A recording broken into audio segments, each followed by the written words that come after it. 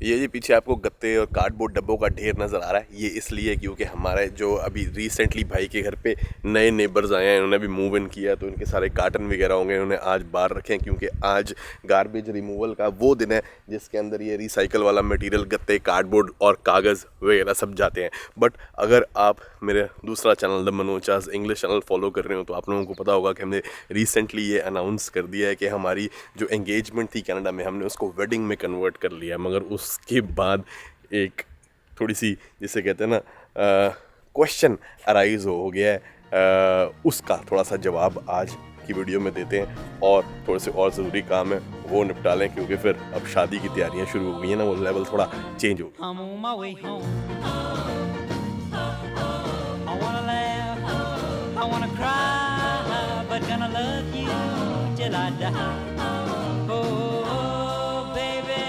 अब कल जी हमने अपने फैमिली चैनल पे एक वीडियो पोस्ट करी थी द मनोचाज इंग्लिश चैनल पे, जिसमें ये बताया था कि जो हमारी कनाडा में एंगेजमेंट होनी है, इंडिया में शादी का प्लान था, उसको हमने अब फुल शादी में ही कन्वर्ट कर दिया। हम कनाडा में ही विद इन अ मंथ शादी कर रहे हैं और उसकी मेन वजह तो यही थी कि हमको सैंड्रा और इसकी फैमिली के लिए बिज़नेस वीज़ाज़ अप्लाई करने हैं ताकि हम इंडिया आ सकें सारे और हमारी शादी वहाँ पे पूरे इंडियन हिसाब किताब से भी हो जाए। मगर अभी क्योंकि एम्बेसी से पता ये लगा, मैंने कल की वीडियो में भी बताया था, फटाफट बताता हूँ ताकि रेपिटेशन ना हो, जिन लोगों ने ना देखी हो इंग्लिश वीडियो उनकी नॉलेज के लिए, कि वीज़ा मिलना एम्बेसी के हाई कमीशन के हिसाब से 50-50 है, चांसेस पता नहीं है कि नहीं है। सितंबर के 2-3 वीक में हमारी अपॉइंटमेंट है और उम्मीद है कि 2 हफ्ते के अंदर डिसीजन आ जाएगी। तो हो सकता है हमारा प्लान थोड़ा सा डिले हो जाए, बट आना है, हमने पूरी कोशिश है। मगर क्योंकि हम इतने टाइम से वेट कर रहे हैं, सैंड्रा की भी पेशेंस अब जवाब दे रही है क्योंकि उसने इतने टाइम इंतज़ार किया है इस सही टाइम के लिए, फिर चाहे वो मेरे डिवोर्स प्रोसीडिंग के दिन हो जिसमें कुछ पता ही नहीं होता था कि कितनी वेट करनी पड़ेगी, हमारा घर लेना, चैनल शुरू करना, और अब फाइनली टाइम आ गया है। तो इसीलिए हमने सोचा कि सारी की सारी तैयारी तो है ही एंगेजमेंट की, तो क्यों ना लगे हाथ इसमें शादी भी कर लें और हमारी जो इंडियन कम्युनिटी है वो सारी फ्रेंच स्टाइल के रीति रिवाज हर चीज़ देख लेगी। तो मगर उससे सबको एक तरह का मम्मी डाउट आ गया क्योंकि माता जी तो कमेंट पढ़ती हैं सारे के सारे चैनल के सुबह सुबह खुली शुरू हो जाती हैं, तो इनको पता है क्योंकि कई हमारे लविंग फॉलोअर्स को लगा कि इतनी भागा दौड़ी में 1 महीने के अंदर अंदर शादी की क्या वजह है। हाँ जी मम्मी, तो टॉप डाउट क्या उत्पन्न हो रहा है? हाँ, सबको ही डाउट हो रहा है ना सैंड्रा की प्रेगनेंसी का।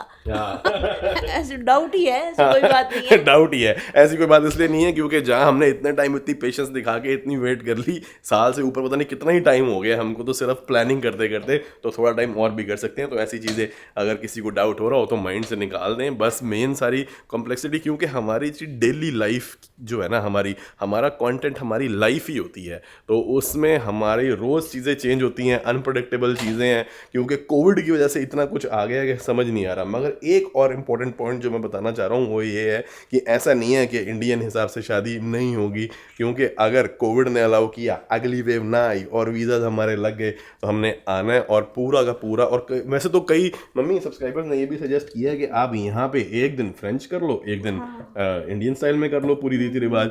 मगर जी लॉजिस्टिकली 1 महीने में एक टाइप की शादी प्लान करना ही हम कर लें, वही बहुत बड़ी बात है। इतनी भाग दौड़ पहले ही लगी है। हाँ, प्लस दूसरी जो इंडियन कम्युनिटी व जो इंडियन के हिसाब से होना है उसमें तो इंडियन फैमिली भी होनी ज़रूरी है ना। अब इंडिया से लोग सभी तो नहीं आ 70-80 लोग हमारे सारे घर के बड़े वो कैसे बुलाएंगे, तो इसलिए इंडियन स्टाइल की शादी इंडिया में, यहाँ के स्टाइल की शादी यहाँ पे, बस हम निपटाना है। मगर अब मैं निकलूँ आगे, हमारे घर का एक्चुअली जो है थोड़ा अभी काम का स्टेटस देख के आऊँ क्योंकि वहाँ पे भी हमने थोड़ा काम कल परसों किया था, मगर अभी क्लीनिंग और फाइनलाइजिंग चल रही है ताकि हम आज कोशिश करें जितना ज़्यादा हो सकता है मूव करने की तैयारी करें।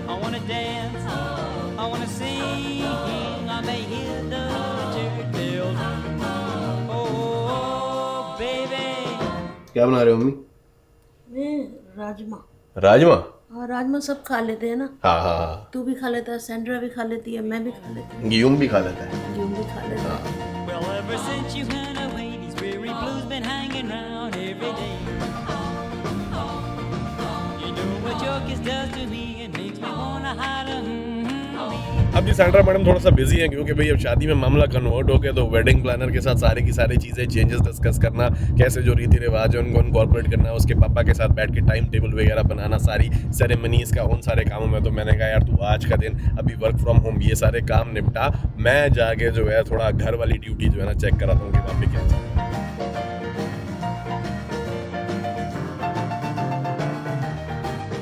बाकी यार थोड़ा डाउट ही क्लियर करने की वीडियो बन रही है, तो मैंने सोचा आपको थोड़ा सा एक और चीज़ समझा दूं। अब जहाँ पे मैंने गाड़ी रोकी है, ये पीछे जो आपको पेड़ दिख रहे हैं, यहाँ से जो हमारी ज़मीन है, जो प्लॉट है जो हमने ख़रीदा है, उसकी शुरुआत होती है। उसके साथ बस एक ये प्लॉट है, और यहाँ से आप अगर वो घर देखें तो ये पीछे एक गली जा रही है जहाँ के अंदर एक रेजिडेंशियल सोसाइटी बनी हुई है। और ये तो आपको पता ही है कि हमारे घर के ठीक सामने यहाँ पे एक बहुत ही ज़बरदस्त सोसाइटी है, एक लेक है, उसके आजू बाजू घर बने हुए हैं। और यहाँ पे प्रॉपर्टी वगैरह जो है, मतलब एक एक घर 1.5 से 2 मिलियन के आसपास है। As a matter of fact actually यहाँ पे इसी एरिया में, मतलब आप ये लगा लो कि हमारे घर से शायद ये 3 मिनट की वॉक होगी प्लॉट से, ज़मीन से। यहाँ पे जो घर बन रहे हैं, अभी मैं आपको इस गली का एक गेड़ा दिखाता हूँ ताकि आपको आइडिया हो जाए थोड़ा सा कि यहाँ पे रियल एस्टेट किस तरीके की आ रही है। मगर इनकी वैल्यू 1.3 मिलियन से शुरुआत होती है, और जिनकी 1.3 मिलियन है उनकी जो ज़मीन है वो आप ये लगा लीजिए 1 एकड़ का शायद चौथा हिस्सा होगी, और अपनी 10 एकड़ तो है ही है। और कितने सारे ही कमेंट्स में कई बार ये आ जाता है कि भैया ये भूतिया घर है, ये ज़मीन पता नहीं शहर से उन्होंने दूर जंगल में ले ली है। तो ऐसा कुछ भी नहीं है, हमने काफ़ी रिसर्च करके ज़मीन को इसको परचेज़ किया था। इसके अंदर ग्रोथ की अपॉर्चुनिटीज़ काफ़ी हैं। As a matter of fact इसका प्राइस अभी ऑलरेडी जब से हमने लिया था काफ़ी बढ़ गया है, क्योंकि बहुत तेज़ी से ऑटवा की एक्सपेंशन हो रही है। थोड़ा सा आइडिया आपको तब लगेगा जब मैं आपको ये एरिया दिखाऊंगा। Let's get it. but gonna love you till I die. Oh, baby. मैंने सोचा आपको अपना नेबरहुड भी दिखा दूँ ना। तो ये वो साथ वाली गली है जो यहाँ से शुरू होती है। ये अगर आप इनका देखें तो ये तकरीबन एक प्लॉट का साइज़ है इस एरिया में। मिनिमम 1000 गज के आसपास तो ये होंगे ही होंगे।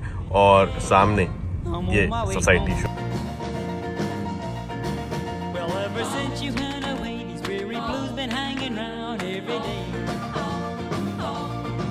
You know what your kiss does to me, it makes me wanna holler. Oh, baby, I'm on my way home.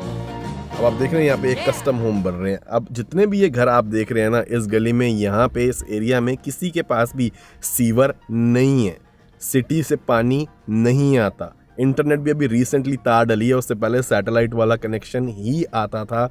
और यहाँ पे शहर की तरफ से गैस सप्लाई नहीं है, सबके अपने अपने फर्नेस होते हैं। मैंने जब ज़मीन अपनी ली थी और जब मैंने वीडियो में ये सब बताया था कि मैंने जो प्लॉट लिया है यहाँ पे ये कुछ भी नहीं है, तो बहुत सारे लविंग सब्सक्राइबर्स को ऐसा लगा था कि पता नहीं कहाँ जंगल में जाके कूड़ा ख़रीद लिया है, और पता नहीं कैसे ना इन्होंने कोई रिसर्च करी है, इनको पता ही नहीं, और ज़मीनें ख़रीदने चले हैं और ज़िंदगी भर की कमाई लगा दी, और ये बेसिक फैसिलिटीज़ भी नहीं है। बट आप ये देखें ना कितनी सोसाइटी यहाँ पे बनी हुई है, सारे लोग आम घरों की तरह रह रहे हैं, क्योंकि यहाँ पे ज़मीन खोद के अपना एक कुआं बनाया जाता है, जैसे कि हमारे साथ वाले घर के अंदर भी है छोटा सा, और उसी में से वाटर की सप्लाई आती है।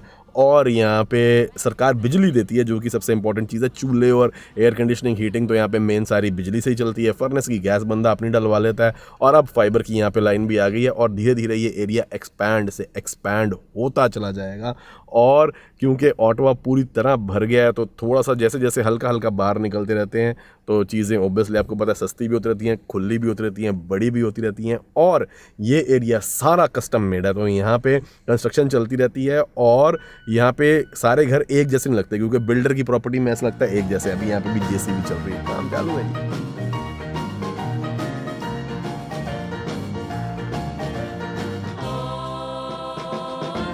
I'm on my way home. I wanna laugh, I wanna cry, but gonna love you till I die. Oh, baby. अब आपने देखा कितने सुंदर सुंदर बड़े बड़े लग्जरी होम्स बने हुए हैं, और ये जो पीछे पिकअप ट्रक दिख रहा है आपको, ये यहाँ के जो बड़े बड़े ये लॉन्स होते हैं ना, इनकी मेंटेनेंस के लिए लोग आते हैं, घास वगैरह काटने के लिए। और अब जहाँ पे ये एक जो घर है, ये इसकी कीमत 1.25 मिलियन के आसपास है। तो अगर यहाँ से ये जो आपको पीछे जंगल दिख रहा है, यहाँ से अगर मैं 2-3 मिनट की सैर कर लूँ तो ये बैक साइड है जो हमारा प्लॉट है। इस एरिया के अंदर हमारे पास 10 एकड़ ज़मीन है, तो इसीलिए फ्यूचर प्रॉस्पेक्ट बहुत अच्छे हैं। जिन लविंग सब्सक्राइबर्स को थोड़ा सा स्ट्रेस था या परेशानी थी, या ये लग रहा था कि पता नहीं हमने कोई गलती ना कर ली हो, तो ऐसा कुछ नहीं है। आप देख ही सकते हैं, आपकी आंखों के सामने है कि कितना सुंदर खूबसूरत और मॉडर्न, बड़ा कस्टम लग्जूरियस टाइप का ये एरिया है। और इसके बीचों बीच उसके सामने ज़बरदस्त सोसाइटी, लेफ़्ट साइड पे ज़बरदस्त सोसाइटी, और हमारा जो प्लॉट है इसके अंदर इस पूरे एरिया में जहाँ तक मेरा ख्याल है सबसे बड़ी रूरल ज़मीन जो है वो हमारे पास ही है। अभी फ़िलहाल उसका कंस्ट्रेंट ये है कि उसमें एक ही ड्वेलिंग बन सकती है सिंगल, बट कल को फ्यूचर प्रॉस्पेक्ट होते हैं कि हम उसको गवर्नमेंट को फ़ीस पे करके उसको रेजिडेंशियल में कन्वर्ट करवा के उसके सब आगे हिस्से करके घर बना के भी बेच सकें। Even that is an option. तो बहुत सारी इसके अंदर अपॉर्चुनिटीज़ थी, तो इसीलिए हमने इसके अंदर इन्वेस्ट किया। फ़िलहाल वो प्रोसेस बड़ा कॉम्प्लिकेटेड है और अभी अपना विचार शादी करने का है। सारे काम स्टेप बाय स्टेप होंगे, ये हो जाए, इंडिया से वापस आ जाएं, उसके बाद फुल फ्लेज इस काम पे लगेंगे। मगर यहाँ पे थोड़ा कनाडा में मौसम का भी देखना पड़ता है ना, कि भाई कंस्ट्रक्शन का भी यहाँ पे मौसम होता है, काफ़ी टाइम तो बर्फ़ ही पड़ी रहती है, तो इसलिए।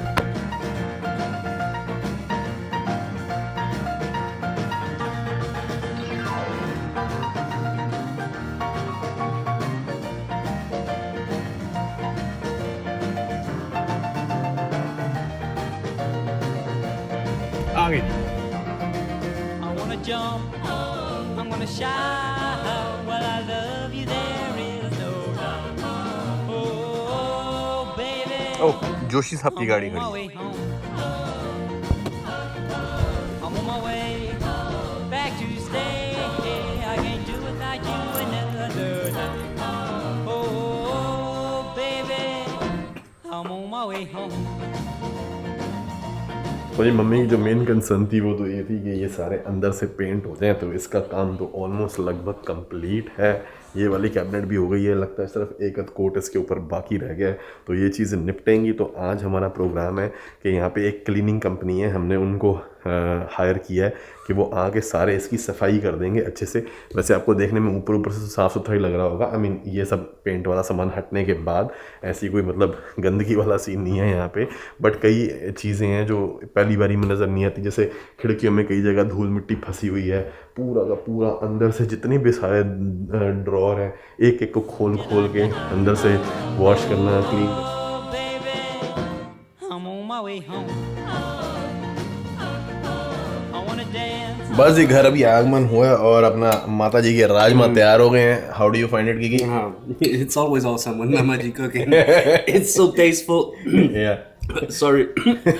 And it's never too much spicy. It's Balance. It's always balanced. Yeah, No yeah. salty, no, not too much salty, not too much spicy. It's Spicy. always Balanced. yeah. She made it with love. Always. Absolutely, that's the most important ingredient. Yeah, I think. yeah. बाकी dieting थोड़ी सी चल रही है, तभी तो सिर्फ थोड़े राजमा ही चल रहे हैं। बीच बीच में कभी कभी मैं इसके साथ गाजर वगैरह मिक्स कर लेता हूँ, थोड़ा कभी कंट्रोल करना ना यार। शादी पे कम से कम I need to wear. I understand that. Yeah, you understand that. बाकी जो वीडियो पसंद आई हो तो लाइक एंड शेयर, चैनल के सपोर्ट के लिए subscribe button and bell icon. Thank you so much for watching.